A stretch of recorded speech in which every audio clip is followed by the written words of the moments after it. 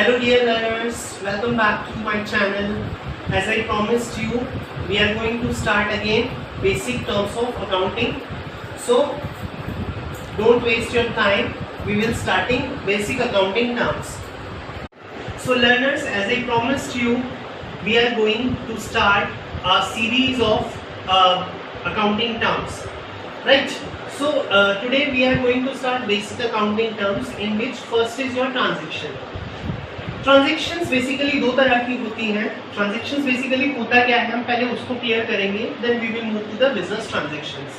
Transactions जो होती हैं बेसिकली दो तरह की होती हैं. एक होता है आपका relationship with accounting units and next होता है mode of settlement of value. It means क्या है कि इसका ट्रांजेक्शन का हम रिलेशनशिप देखते हैं अकाउंटिंग यूनिट्स के साथ. अब अकाउंटिंग यूनिट्स कौन सी होती है, वो इंटरनल भी हो सकती है ट्रांजेक्शंस और एक्सटर्नल ट्रांजैक्शंस भी हो सकती हैं. इंटरनल ट्रांजैक्शंस कैसे होंगी, जो बिजनेस के अंदर ट्रांजैक्शंस होती हैं हम उनको बोलते हैं इंटरनल ट्रांजैक्शंस, और एक्सटर्नल ट्रांजैक्शंस वो transaction which is outside of the business. Next आता है मोड ऑफ सेटलमेंट. सेटलमेंट में क्या होता है, बेसिकली दो तरह की ट्रांजैक्शंस होती हैं, cash transaction and credit transactions. Cash transactions कौन सी होती हैं, cash transactions means which in which you are using cash और मनी. बट जो क्रेडिट ट्रांजेक्शंस होती है, you are paying after a period of time, so you are getting this transaction credit transaction. Alright, next move to the business transaction. So next है हमारा business transaction. Business transaction क्या होता है, means any transaction which is used in business. सो वो कौन सी होती है, बेसिकली वो जो हमने लास्ट टाइम भी डिस्कस किया था, फाइनेंशियल नेचर की ट्रांजेक्शंस. सो जो फाइनेंशियल ट्रांजेक्शंस होती है उसको हम बोलते हैं business transactions. Alright, financial transactions. अब फाइनेंशियल ट्रांजेक्शंस में क्या होती है, इसके अंदर जो होती है आपकी दो पार्टीज होती हैं, टू पार्टीज के बीच में ट्रांजेक्शंस होता है, तो हम इसको बेसिकली बोलते हैं एग्रीमेंट. क्या बोलते हैं, एग्रीमेंट. अच्छा लगेगा आप लोगों को देख के. सो एग्रीमेंट बोलते हैं. इसमें क्या होता है, बेसिकली ट्रांसफर होता है गुड्स और सर्विसेज का. ऑनरशिप ट्रांसफर होती है किसको, दूसरी पार्टी को, और जिस पार्टी को ट्रांसफर हुआ है वो क्या करती है, उसके बदले में कैश या कैश वर्थ देता है. सो इसको हम बोलते हैं बिजनेस ट्रांजेक्शंस. नेक्स्ट है हमारा अकाउंट्स. अकाउंट्स क्या होते हैं, अकाउंट्स होते हैं हमारी समराइज्ड रिपोर्ट. लास्ट में हमने डिस्कस किया था प्रीवियस वीडियो में, इफ यू रिमेंबर, कि जितने भी हमारे बैलेंस आता है, ट्रायल बैलेंस जो होता है, वो किसके थ्रू आता है, अकाउंट्स के थ्रू. ठीक है, तो वो जो बैलेंस आएगा एक ही हेड के अंदर जो हुआ, सपोज हमने परचेज किए, इट डजंट मैटर परचेजेस हमारे कैश हुए या हमारे क्रेडिट हुए, जितनी भी ट्रांजेक्शन हुई परचेजेस की वो हमने किसमें करी, परचेज बुक में. तो वो जो परचेज बुक का बैलेंस आया वो हमारा किसमें आएगा, परचेज अकाउंट के अंदर. ठीक है, ऐसे ही अगर हमारी सेल्स हुई, इट डजंट मैटर वो कैश सेल्स है या हमारी क्रेडिट सेल्स है, जितनी भी सेल्स होंगी हमारी वो सारी की सारी हमारी किसमें आएंगी, सेल्स बुक के अंदर. तो वो हमारा क्या हो जाता है, sales account. I hope it is clear to all of you. अगर कोई डाउट हो तो please comment. Next is our capital.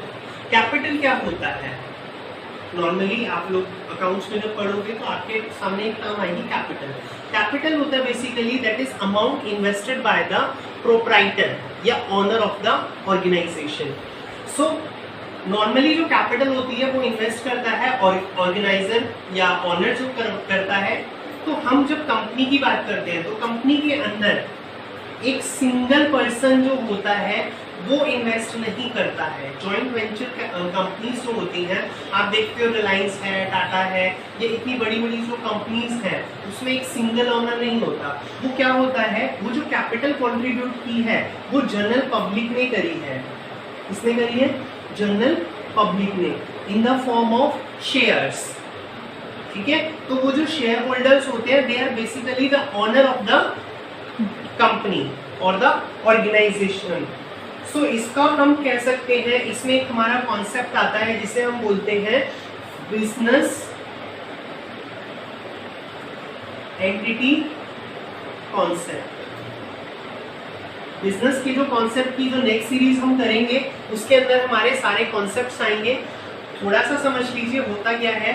Business entity concept का मतलब है कि business is a separate entity which is distinct from its honours. Alright, कि business अलग है और इसको चलाने वाले अलग हैं, दोनों ही अलग अलग है, एक नहीं होता। तो ये कैपिटल के या कंपनी के पॉइंट ऑफ व्यू से हम देख सकते हैं कि कंपनी के अंदर जो कैपिटल इन्वेस्ट करी है वो जनरल पब्लिक ने करी है, they are basically the owner of the organisation. So हमारा बिजनेस एंटिटी कॉन्सेप्ट एप्लीकेबल होता है, राइट। इसके अलावा इसे हम क्या कह सकते हैं, ऑनर्स कैपिटल भी बोल सकते हैं, ऑनर फंड भी बोल सकते हैं, ये net worth of the company भी बोल सकते हैं, ठीक है।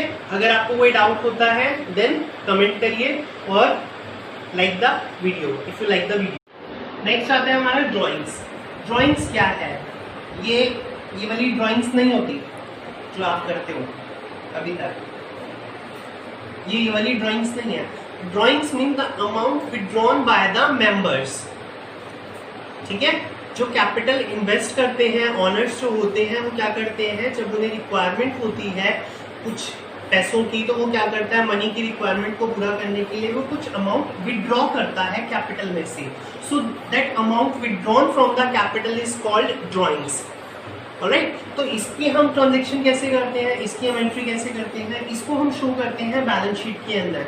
तो बैलेंस शीट के अंदर जो आपकी कैपिटल आती है उसमें से हम ड्राइंग्स के अमाउंट को विड्रॉ कर देते हैं, यानी लेस कर देते हैं, तो हमारी एक्चुअल में कैपिटल आ जाती है, alright. Thank you. So next is liabilities. Liabilities मतलब एक responsibility. Liabilities means responsibility of the business. So basically इसका मीनिंग क्या होता है, लायबिलिटी का मतलब होता है the amount borrowed by the organization और the amount borrowed by the company. So वो क्या है, बिजनेस की लायबिलिटी है। तो ये जो लायबिलिटी होती है आपकी, दो तरह की लायबिलिटी हो सकती है।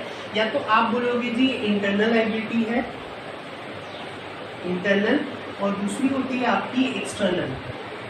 इंटरनल लायबिलिटी का मतलब होता है कि ऐसी लायबिलिटी या ऐसे फंड्स जो आपने बोरो किए हैं फ्रॉम द ऑर्गेनाइजेशन इटसेल्फ, यानी मेंबर्स ऑफ द ऑर्गेनाइजेशन। और एक्सटर्नल लायबिलिटी का मतलब है कि आपने फंड्स या मनी जो बोरो की है वो आउटसाइडर पार्टी से बोरो की है। So the funds borrowed from the outsider party is called external liability. अब हम करेंगे इनको फर्दर भी, हम इनको डिवाइड कर सकते हैं in current liability and non current liability. Current liability, as the name suggest, current liability means a liability which you have to pay within 12 months or 1 year। Short term के लिए होती है बेसिकली करंट लायबिलिटी। आपको याद रखने के लिए क्या जानना जरूरी है कि करंट लायबिलिटी क्या है, शॉर्ट टर्म के लिए, और नॉन करंट होती है आपकी लॉन्ग टर्म के लिए। अब शॉर्ट टर्म क्या होती है, 1 ईयर, और लॉन्ग टर्म होती है मोर देन 1 ईयर, ठीक है। इसके अलावा करंट लायबिलिटी में कौन कौन से आ जाते हैं, फॉर एग्जांपल हम ले सकते हैं जैसे हमारे बिल्स पेबल हो गए, क्रेडिटर्स हो गए, ये हमारे शॉर्ट टर्म के लिए आ जाते हैं। या फिर हम बोल सकते हैं short term loans from the bank या फाइनेंशियल इंस्टीट्यूशन, तो वो आ जाते हैं हमारे करंट लायबिलिटीज के अंदर। और नॉन करंट के अंदर आ जाते हैं हमारे लॉन्ग टर्म के पर्पज से जो हमने फंड्स लिए हैं या बोरो किए हैं, तो वो आ जाते हैं हमारे वो होते हैं हमारे डेटर्स भी हो सकते हैं, है ना। लॉन्ग टर्म बोरोइंग्स हो सकती हैं, तो वो आ जाती है हमारी नॉन करंट लायबिलिटीज के अंदर। So guys, that's all for today. आज जो हमने किया है, हमने बेसिक अकाउंटिंग टर्म्स की हैं, जिसमें हमने क्या किया है, ट्रांजैक्शंस किया है, बिजनेस ट्रांजैक्शंस किया है, देन हमने ड्राइंग्स किया, कैपिटल किया और लायबिलिटीज किया। Rest of the topic we will discuss in the next series और the next video. So guys, अगर आपको ये वीडियो पसंद आया तो प्लीज़ इसको लाइक करें, शेयर करें और सब्सक्राइब करें अगर आपने अभी तक इसको सब्सक्राइब नहीं किया है तो। और ज़्यादा से ज़्यादा अपने फ्रेंड्स के साथ शेयर करें, क्योंकि आप शेयर करेंगे उससे क्या होगा, मुझे मोटिवेशन मिलेगा, और मुझे मोटिवेशन मिलेगा तो मैं और ज़्यादा से ज़्यादा अच्छा वर्क आप लोगों के लिए करूँगा। Thank you so much.